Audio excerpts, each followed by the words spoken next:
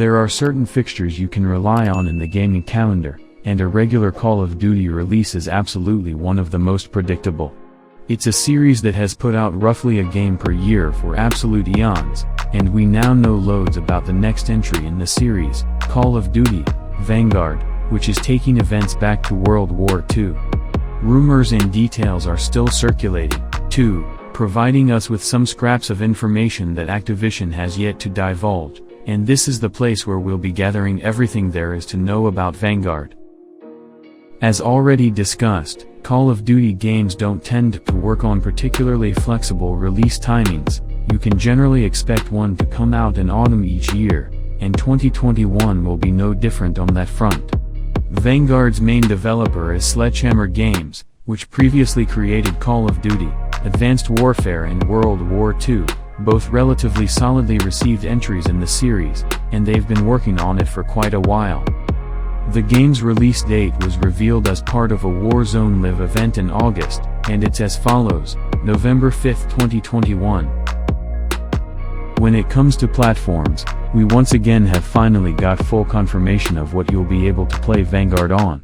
The game will release for PS5, PS4, Xbox Series X or S, Xbox One and PC. Next-generation consoles will be approaching their first anniversary when the game releases, so you can expect them to fly the flag for more graphically intensive and smooth-running gameplay, although every console will be targeting 60 frames per second. It's also been confirmed that the game will be cross-platform and cross-generational, just like Cold War offers. Whether an extra year in the oven can see the next COD push its graphics further than Cold War will remain to be seen, of course, but we're hoping for 4K action and ray tracing to make sure everything looks at its very best. Now that we know when the game's coming out, the COD machine is really rolling up to speed, and that means there are going to be various public tests for people to try out the game, and help tune it to make sure everything's balanced.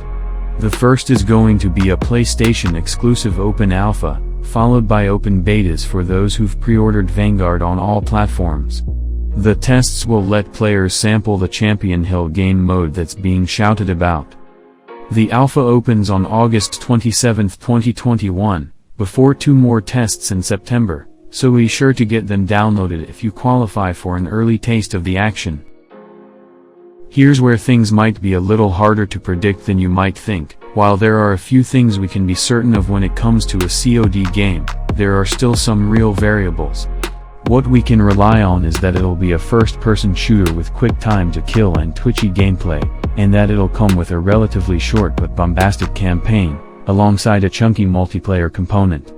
We know that the single-player story follows a group of soldiers across different World War II fronts, charting the birth of Special Forces units, while multiplayer will launch with 20 maps, one of the biggest ever servings of locations for a COD game at launch. There are some new innovations coming to Vanguard, too, building on systems brought in for Modern Warfare in 2019. For example, weapon mounting is getting more complicated, with blind fire and mounted movement coming to the party. Destructible cover will let you change the battlefield more than in any COD game before, while a full gunsmith system will once again let you customize your weapons to an almost obsessive degree of detail. There's a new multiplayer mode called Champion Hill that sounds like a small-scale battle royale and looks like loads of fun, and we'd expect to see some new and returning bits of equipment and weaponry to flesh everything out.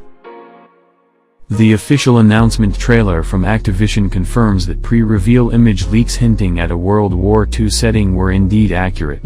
And though that short clip wasn't completely flush with information, it was just a teaser. After all, it did confirm a few things that subsequent trailers have made concrete. Vanguard will center on 4 locations that appear in the trailer. Soldiers will fight across the war's key battlefields on the Eastern Front, Western Front, Pacific, and North Africa.